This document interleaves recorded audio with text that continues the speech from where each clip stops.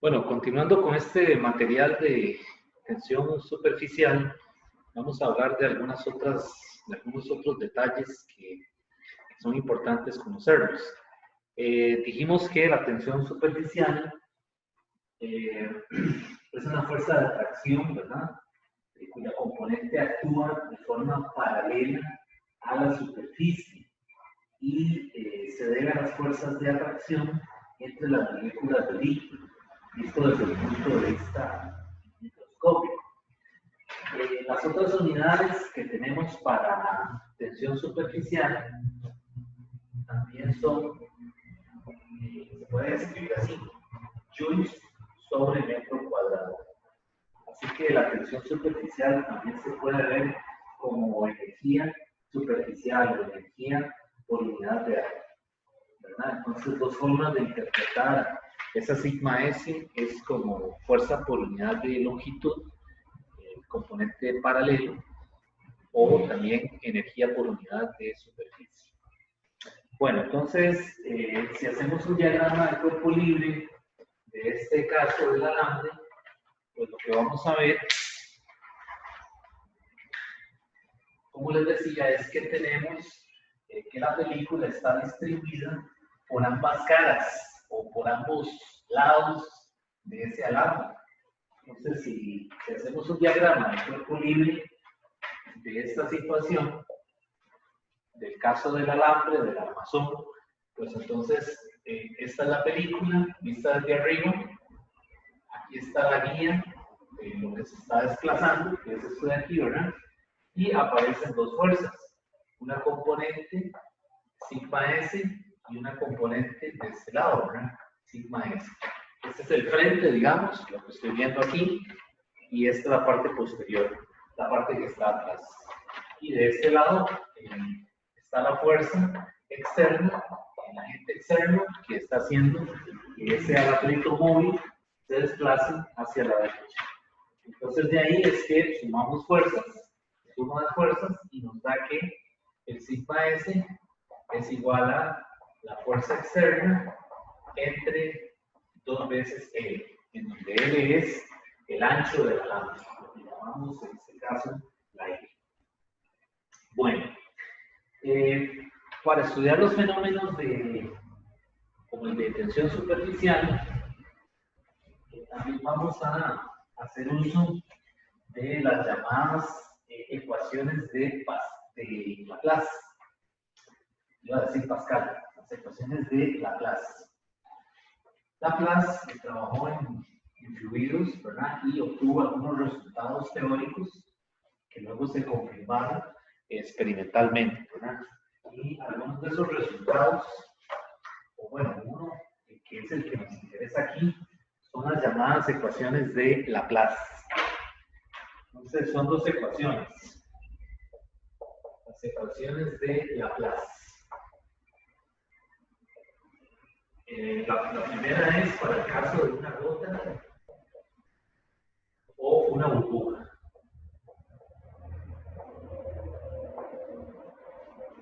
Entonces, el cambio en la presión de la gota va a ser la presión P sub I menos P sub O, y esto es igual a 2 sigma S entre R. R se refiere al radio de la gota. Y también está el caso de la burbuja. La burbuja, pero la burbuja de jabón. En este caso se refiere a una gota de agua, por ejemplo, y este va a ser una burbuja de jabón. Entonces, el cambio en la presión de la burbuja, nuevamente es PI menos P0, es igual a 4 sigma S, que es la presión superficial, entre el radio de la burbuja. Esos PI y P0 son las presiones del sistema, presión en el interior y la presión exterior a la que está sometida esa gota o esa burbuja. Ok, bueno, este es un resultado importante, ¿verdad? Vean que la diferencia entre una cosa y la otra es un factor de 2 nada más. Ok, y el trabajo en estas gotas, ¿verdad? En esta gota de agua o en esta burbuja de jabón, pues hay dos tipos de trabajo, el delta W superficial, que es el que ya pusimos por ahí, ¿verdad? El sigma S por el dA, es el resultado de la lámina superficial, que eso va a ser sigma S por el diferencial del área. Como suponemos que es una gota, pues se trata de una esfera, ¿verdad? Suponemos que la gota no pierde su forma esférica, por lo tanto podemos usar 4pi por r cuadrado. Y pues esto nos va a quedar 8pi r sigma s de r. Y el caso de compresión, que es el delta de compresión, perdón, de expansión, el delta W de expansión.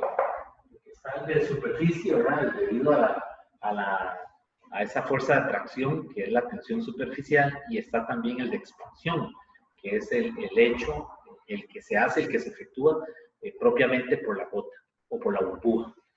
Entonces, SW es F por dr, ¿verdad? Y esto aquí va a ser delta P, cambio de presión por área, ¿verdad? Por el dr. Y el área va a ser 4pi r cuadrado por el delta P, que es el cambio de presión, por dr. Entonces, no los confundan estos dos trabajos, ¿verdad? Debido al fenómeno como tal de superficie, que es la tensión superficial, y el caso de la expansión, que es cuando el propio sistema efectúa el trabajo sobre el entorno. En el caso estamos hablando de la ecuación de Laplace, ¿verdad? Cuando tenemos una gota líquida, una gota de agua, o cuando tenemos una burbuja. Bueno, ok. Bueno, ya ustedes habrán visto que hemos estudiado 3 casos que los comenté, ¿verdad? Y el caso del sistema hidrostático, que es del gas, ¿verdad?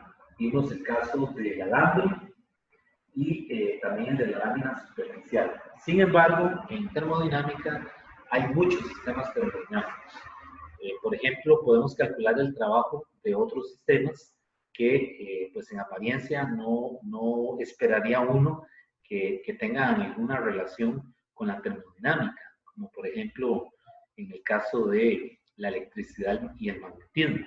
Solamente los voy a mencionar porque no se van a evaluar en el curso, pero hay otras formas de calcular trabajos. Por ejemplo, tenemos una diferencial inexacta para cuando cambia o cuando varía una pila, cuando se carga una pila. En este caso es esta letra por DC. Y esa letra se llama una FEM, una fuerza electromagnética. En realidad no es una fuerza, sino que es una diferencia de potencial. Sin embargo, este no lo vamos a ver tampoco porque pues, requiere de los conocimientos de la física general 3. Ok, otra forma de calcular el trabajo es, por ejemplo, un dieléctrico, ¿verdad? Donde esa simbología, la E se refiere a un campo eléctrico y el pi mayúscula se refiere a un vector de polarización. Y también podemos calcular el trabajo en sistemas magnéticos, como por ejemplo en este, mu sub 0 por h por d, en donde mu sub 0 es una constante que se llama la permeabilidad del espacio libre, y la h es un campo de inducción. Y la m es una cantidad que se llama momento magnético. Entonces se pueden estudiar sistemas termodinámicos en pilas que se están cargando, en capacitores, ¿verdad? Que se están cargando o descargando, o también hay sistemas termodinámicos asociados a dieléctricos, ¿verdad? Que son resinas que permiten que los capacitores almacenen la carga de una forma más efectiva. O también se pueden estudiar sistemas termodinámicos asociados con imanes y campos magnéticos. Entonces, los sistemas termodinámicos no solamente es el caso de Yale, ¿verdad? Se pueden mezclar, inclusive pueden haber sistemas compuestos, que ahora los vamos a ver, que contienen un sistema hidrostático, PVT, gas, y ese gas está en presencia de una pila que se está cargando, o está en presencia de un alambre al que se le aplica una fuerza de atracción y se está modificando su longitud. Es decir, sistemas termodinámicos hay muchos. El detalle aquí es la parte experimental, ¿verdad? Es decir, cómo se hace ese montaje o qué características específicas tiene ese montaje experimental en donde se está estudiando un imán, ¿verdad? Sometido a una temperatura determinada y que hayan otras variables termodinámicas en juego. Eso es un sistema termodinámico. Bueno, ahora lo que nos queda por ver son los sistemas compuestos. En realidad los sistemas compuestos ya los hemos visto desde el punto de vista matemático. Es decir, cuando en la clase que vimos la parte de las diferenciales exactas, ¿verdad? Y aquello del criterio de exactitud, ¿verdad? Pues ahí yo comenté que se podía escribir una expresión, un diferencial de y, que es una colección de coeficientes que lo llamábamos c mayúscula por dx1, c mayúscula 2 por dx2 y así sucesivamente, ¿verdad? Y se podían tener no solo uno, sino que se podían tener dos, tres. Bueno, en termodinámica, eso se llama un sistema compuesto. Un sistema compuesto es cuando usted tiene en juego más de dos variables independientes. Por ejemplo, el caso que vamos a ver ahora.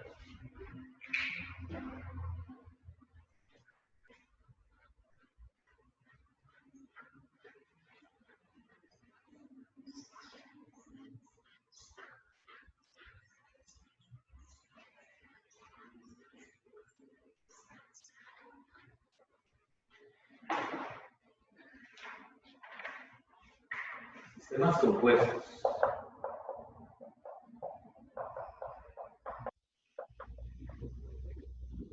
Pues un sistema compuesto, este es el ejemplo que da el libro, ¿verdad? Se refiere a una fuente de calor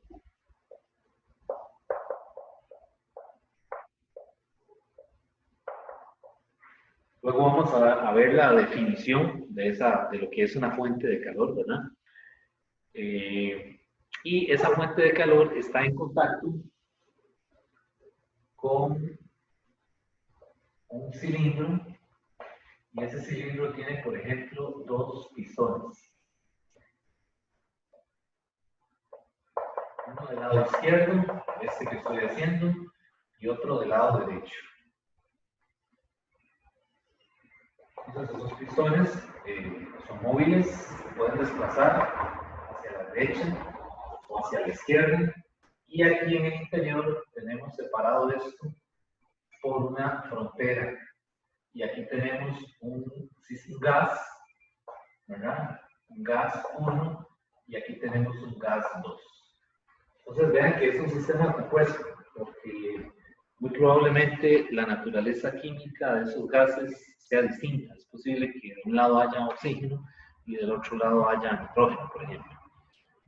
Lo que sí es cierto es que desde el punto de vista físico, pues este sistema va a tener coordenadas P y V. Y este sistema va a tener coordenadas P' y V'. Realmente la relación de climas no tiene nada que ver con derivadas. Los pistones se pueden mover, ¿verdad? Y esta pared que está aquí, que divide a los dos gases, es una pared que ya habíamos llamado una pared diatérmica. Recordemos que era una pared diatérmica.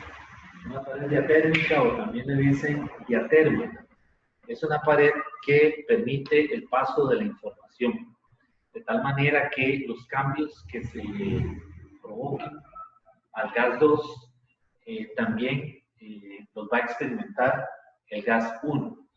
Es decir, recordemos que aquí estamos jugando con el concepto del equilibrio. Entonces suponemos que ambos sistemas están en equilibrio. Sin embargo, si este pistón de la derecha se desplaza una cantidad diferencial infinitesimal, resulta que las variables PVT o P' o V' van a evolucionar hasta un nuevo par de variables P' y V', donde el sistema nuevamente alcanza el equilibrio.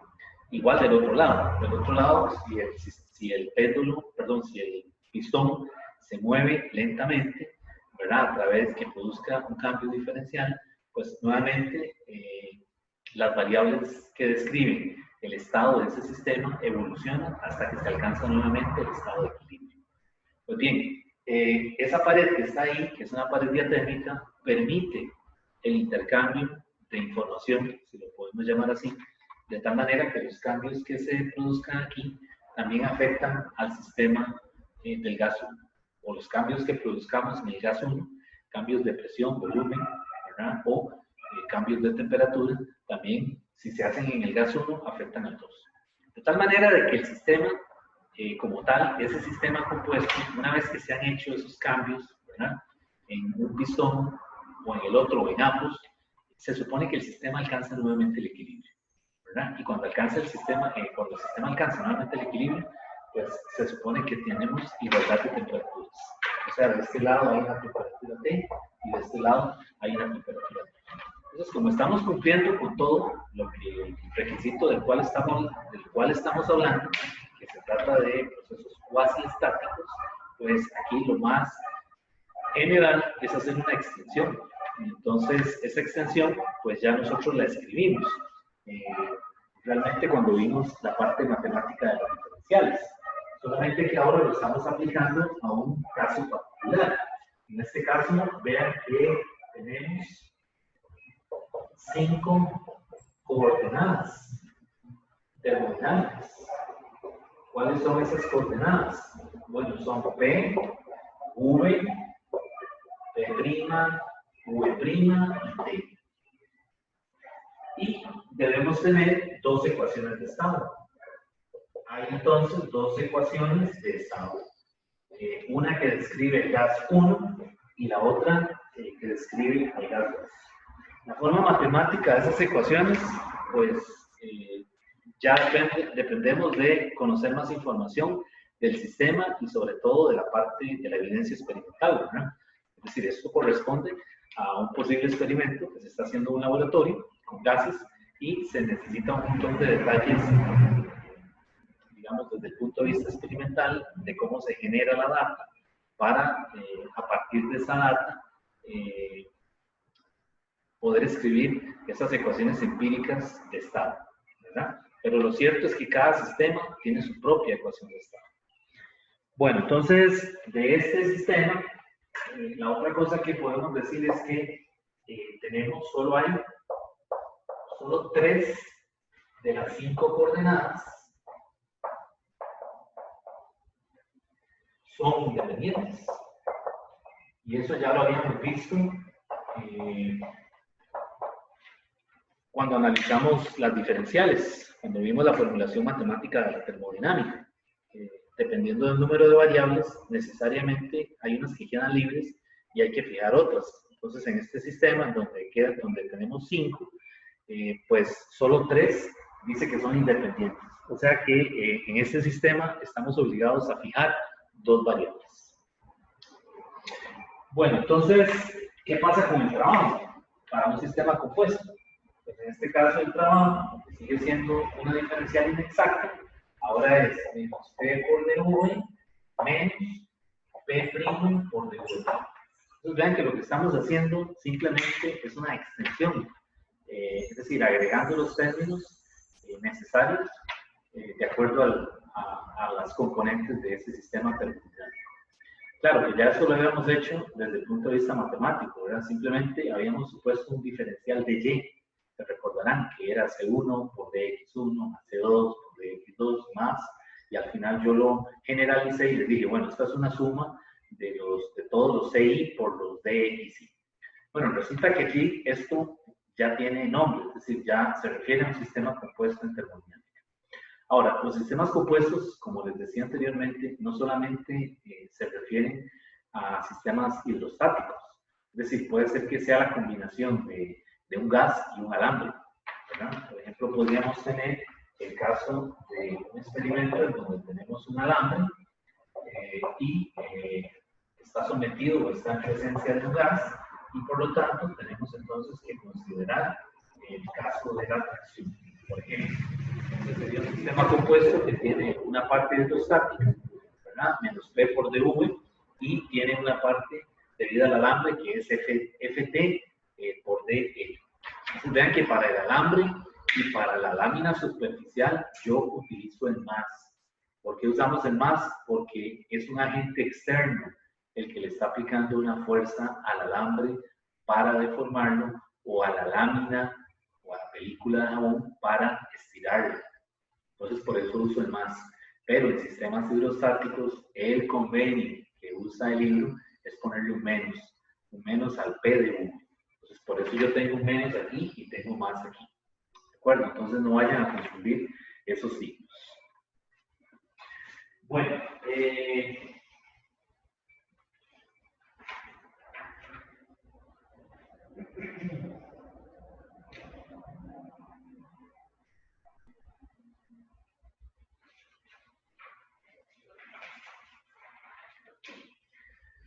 bueno, vamos a hacer ahora unos problemas de aplicación de este material y les quedará algo muy similar para la tarea número 4.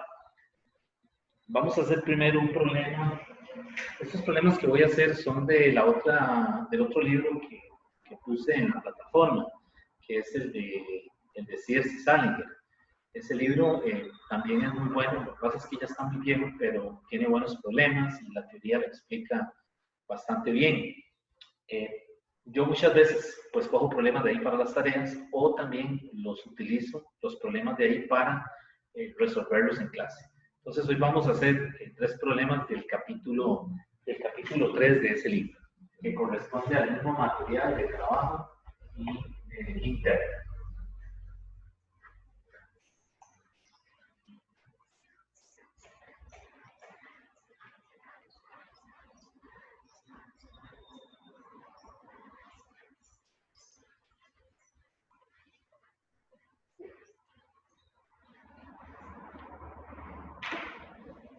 No voy a escribir el enunciado del problema porque es muy largo y tedioso y aburrido, así que como yo les puse el libro de Sears en la plataforma, pueden buscar el enunciado del problema si necesitan volverlo a leer para recordar el procedimiento. Entonces, este problema que vamos a hacer es el problema 3-3, o el 3 de la página 105. Este es el 3 de la página 105. Vamos a leer el problema. El problema dice que un gas ideal, originalmente a una temperatura T1 y a una presión P1, se comprime reversiblemente contra un pistón hasta un volumen igual a la mitad de su volumen original. La temperatura del gas varía durante la compresión, de modo que en cada instante se satisface la relación P es igual a A, donde esa A es una constante.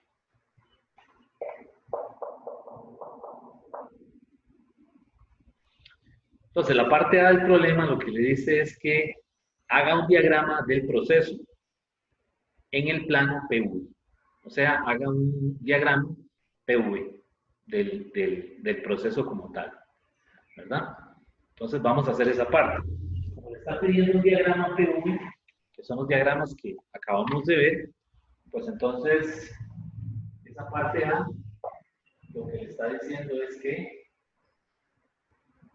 hace 2 ejes perpendiculares, esto es P, esto es V, y vean que la relación que le está dando entre P y V es una relación lineal.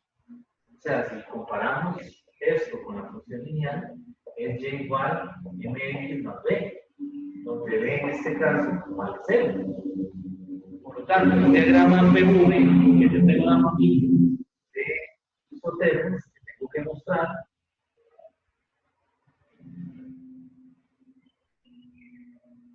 esa sería la isoterma P1, esta sería la isoterma P2, y ahí sucesivamente para abajo.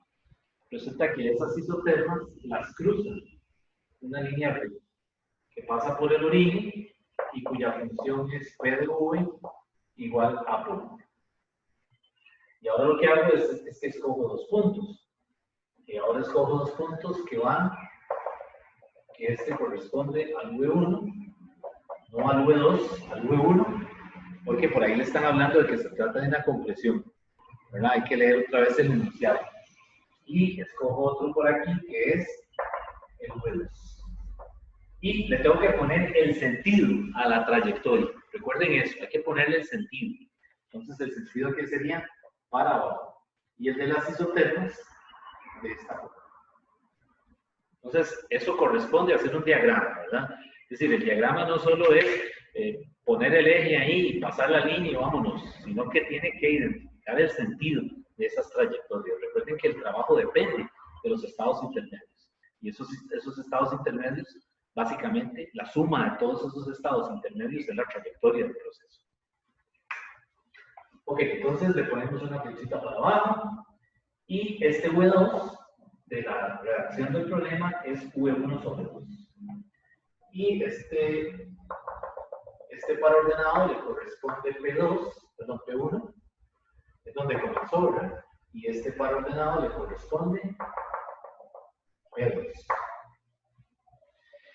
Y ahí tengo la gráfica que me están pidiendo.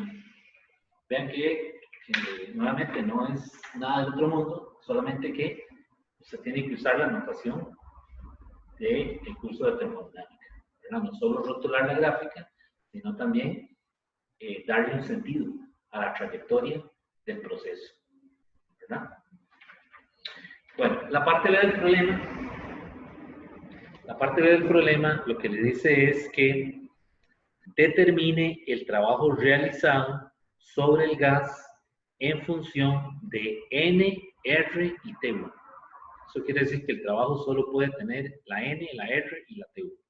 No puede aparecer ni P2, ni V2, ni T2. Ok, entonces para hacer esta parte, la parte B, vamos a ver si se ve por aquí. La parte B, pues, yo necesito calcular la constante. Es lo primero en estos problemas de termodinámica. Es decir, poder escribir la constante en términos de las variables macroscópicas, porque no importa los cambios infinitesimales de estado que hayan, esa constante tiene que ser eso, una constante. ¿De acuerdo? Entonces yo la debo poder escribir en términos de las variables macroscópicas, que aunque ellas cambien o evolucionen, esa constante va a mantener ese mismo valor. Bueno, entonces yo escribí P1 es igual a A por V1. Entonces, como es un gas lineal, P1 por V1 es igual a NRT1. Y ahora lo que vamos a hacer es que A combino las dos y entonces A me queda P1 cuadrado entre NRT1. Eso es lo bueno. Ok, entonces ya yo tengo la A. Y ahora aplico el trabajo, la definición del trabajo. El trabajo es el negativo de la integral de P de V desde V1 a V2. Y ese W va a ser entonces P1 cuadrado entre N RT1 integral de V1 hasta V1 sobre 2. Que dice que lo comprime a la mitad por V de V. Y voy a continuarlo de este lado.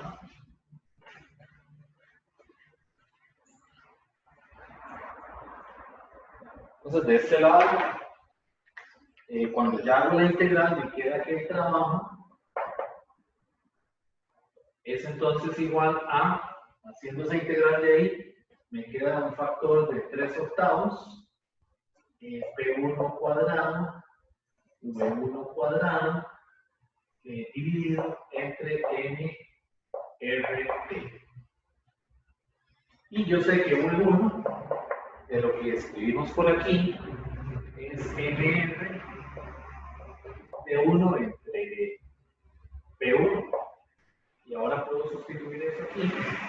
Entonces me va a quedar que W es solamente 3/8 de N, R y T, que es precisamente lo que el problema me está pidiendo que haga, que exprese el trabajo en términos de la N, la R y el T.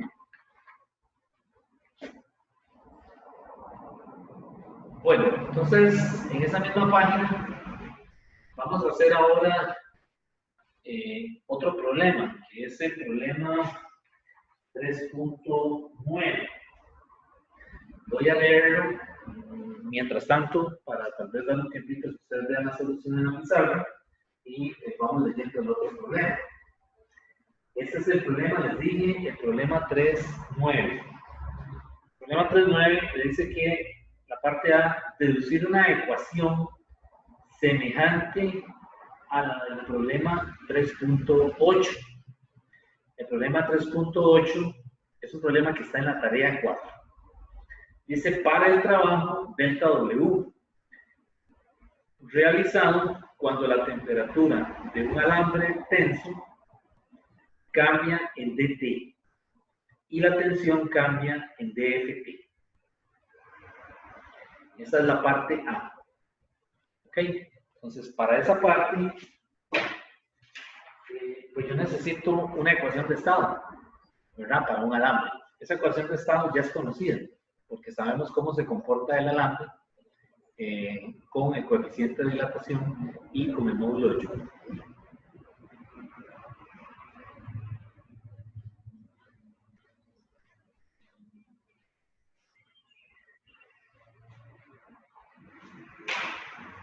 Entonces, para la parte A, este es el problema 3.9. Está en la misma página, 105. Y le dice que lo refieren al 3.8. El 3.8 es un problema que aparece en la tarea 4. Bueno, entonces, yo necesito la ecuación de estado. La ecuación de estado para el alambre deformado es esta. L es igual a L0 por 1 más Ft, que es la fuerza de tracción, entre el Y, que es el módulo de Joule, por A, la sección transversal, más alfa T menos T0. Esa sería en este caso nuestra ecuación de estado para el alambre una vez que se le aplica la deformación. Pues bien, ahora calculo el trabajo. El trabajo, el delta W, es el FT por el DL. Y lo que hago es que escribo mi diferencial. El L, la longitud, en este caso, tiene que ser una función ¿de quién? Tiene que ser una función de la temperatura y de la tracción. Por lo tanto, DL tiene que ser la derivada parcial de L con respecto a la tracción, manteniendo la T constante por el diferencial de la tracción, más la derivada parcial de L con respecto a la temperatura, manteniendo la tracción fija por el DT. Y ahora lo que hago es que sustituyo esta diferencial aquí, donde dice D.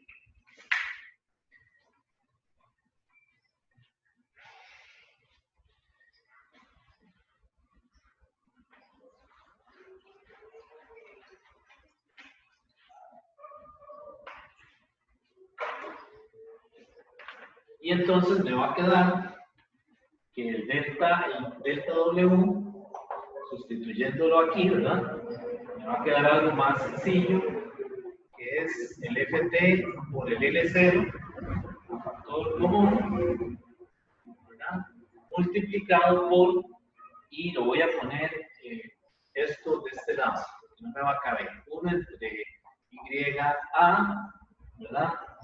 Por el DFT, más el alfa por DT. Aquí estoy usando las definiciones del módulo de Joule y del alfa en términos de las derivadas, ¿no? De las derivadas parciales. Bueno, y esta sería la parte A del problema. Esta es la parte A. Vamos a la parte B. Ese sería el trabajo. Bueno, entonces la parte B, voy a leer. La parte B dice, en el problema 3.9, determinar la expresión del trabajo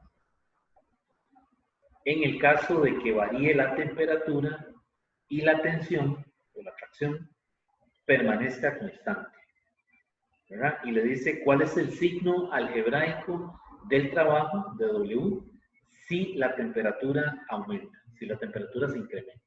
Vean que aquí hay que conocer lo que yo les decía del criterio de los signos, ¿verdad? El convenio del signo, para usted poder dar la respuesta de forma correcta, ¿verdad? De acuerdo a lo que usted escribe en la pizarra, ¿verdad? Porque si usted pone el menos, es porque va a utilizar un convenio en particular. Bueno, en este caso, para la parte de ahí, pues yo parto del trabajo.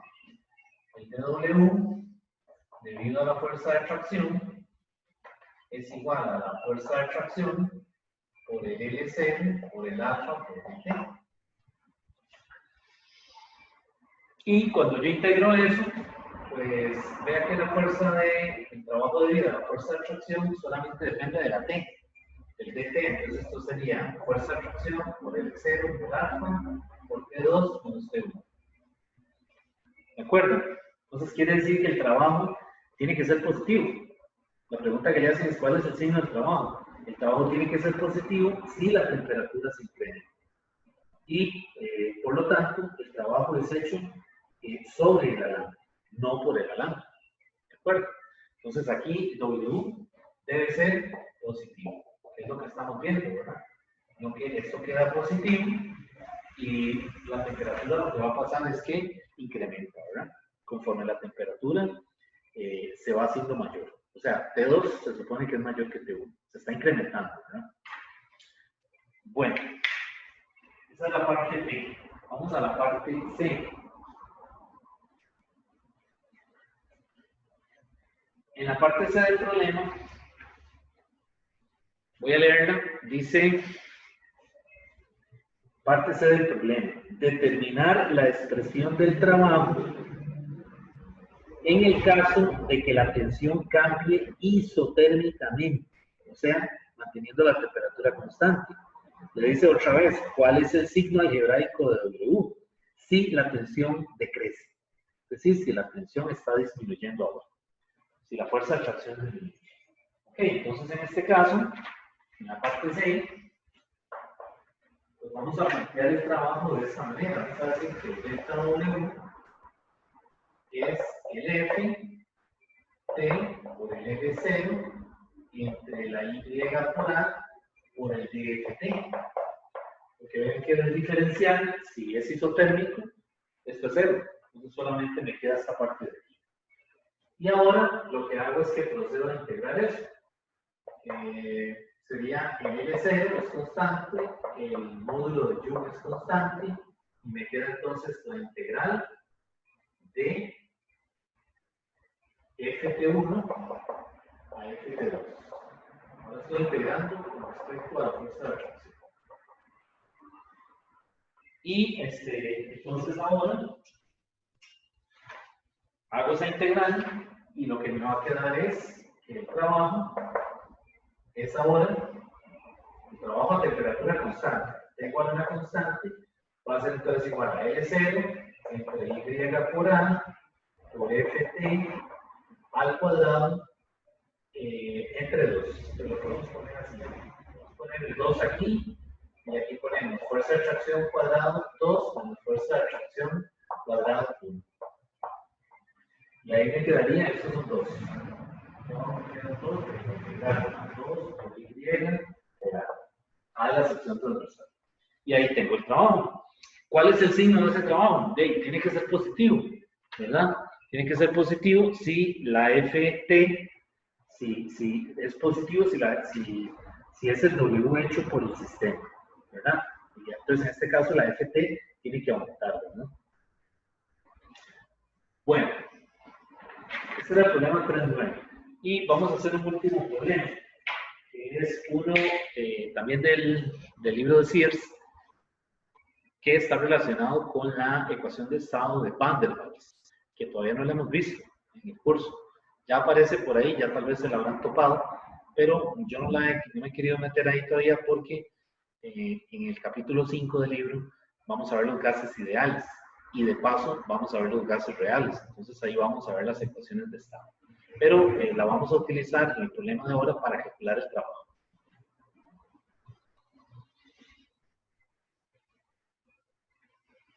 Mientras ustedes ven la pizarra, voy a ir leyendo el enunciado del problema. Es el 3.7. El problema lo que dice es, la parte A, deducir la expresión general del trabajo que realiza un kilomol de un gas de Van der Waals cuando se expande irreversiblemente y a la temperatura constante T desde el volumen específico V1 al volumen específico V2. Okay. Entonces le dice que es un kilomol de un gas de Van der Waals, o sea, no es un gas ideal, y lo hace reversiblemente y a temperatura constante desde los volúmenes específicos V1 y V2. Bueno, para eso entonces necesitamos primero poder escribir la ecuación de Van der Waals. Entonces vamos a ponerla aquí como parte de la información que necesitamos para resolver el problema.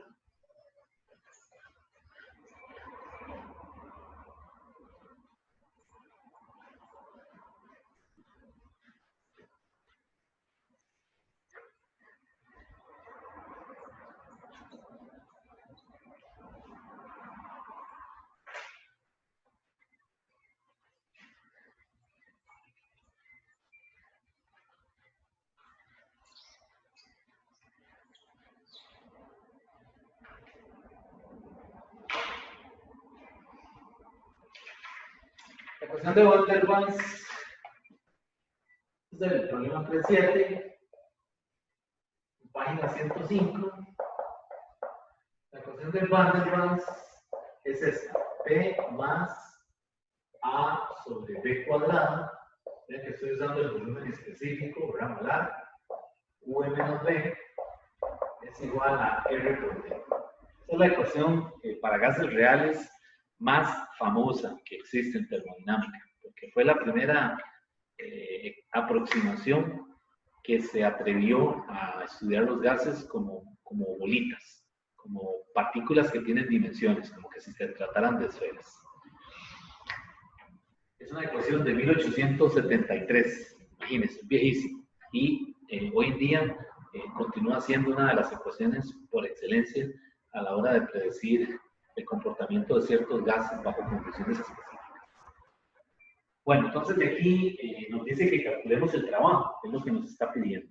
Entonces, para calcular el trabajo, yo primero necesito despejar la P. Entonces, para despejar la P, me va a quedar así: RT entre V menos B menos A entre B cuadrado. Y ahora utilizo el trabajo. El trabajo es el negativo de la integral de P de V desde V1 hasta V2. Y aquí me va a quedar RT menos, lo estoy poniendo,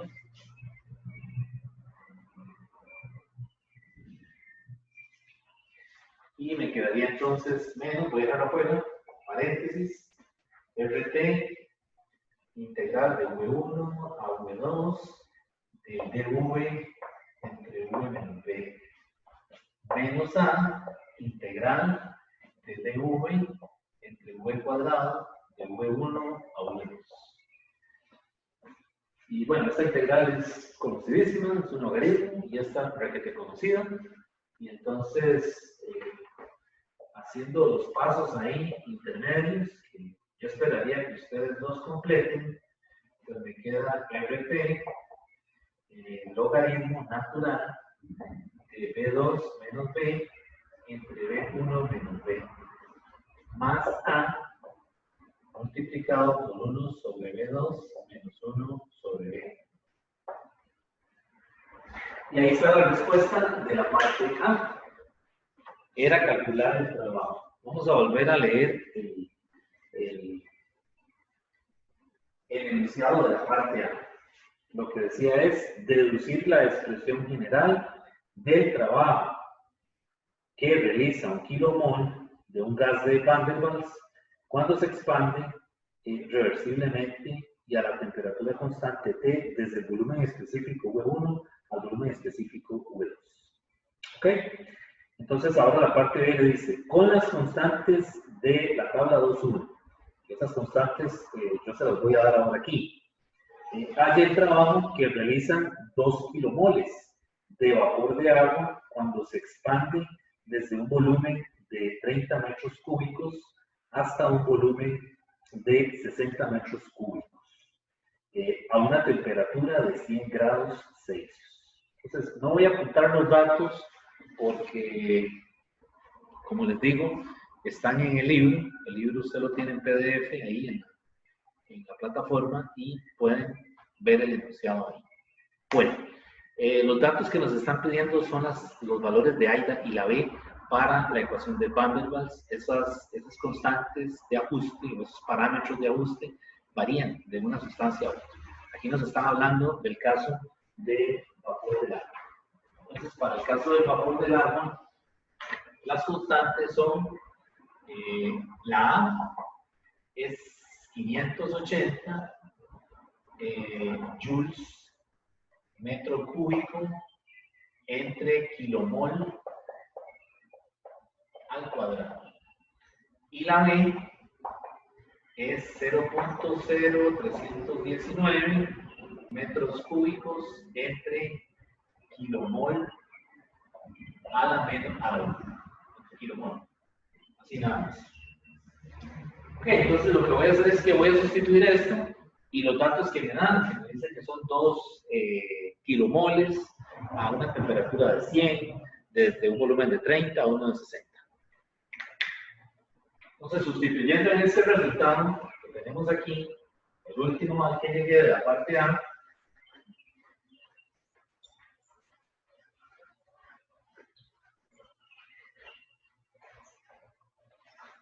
voy a poner los numeritos de una vez. Sería entonces W es igual a menos 2 por 8.31 por 10 a la 3 por 3.73 por 10 a la 2 por el logaritmo natural de 30 menos 0.03 entre 15 menos 0.03 más 2 por 580 por 10, 5.80 por 10 a la 5 por 30 menos 15 entre 30 por 15. Cierro el paréntesis y si le metemos eso a la calculadora, debería darnos menos 4.26 por 10 a la 6 joules. Ese es el trabajo. La data aquí, ustedes después la revisan, ¿verdad? Para que comprueben que sí, que efectivamente esa es la respuesta que da. Bueno, entonces la parte B, la parte C del problema, lo que le dice, en la parte C, le dice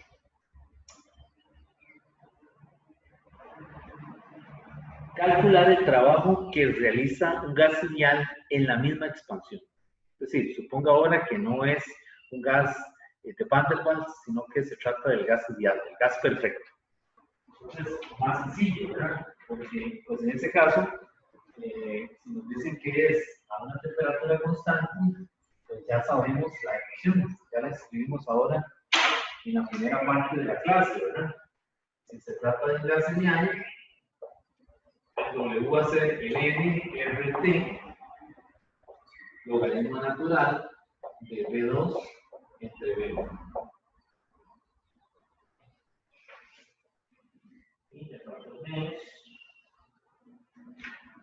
Y ahora sustituyo los valores. Aquí sería menos 2, ¿verdad?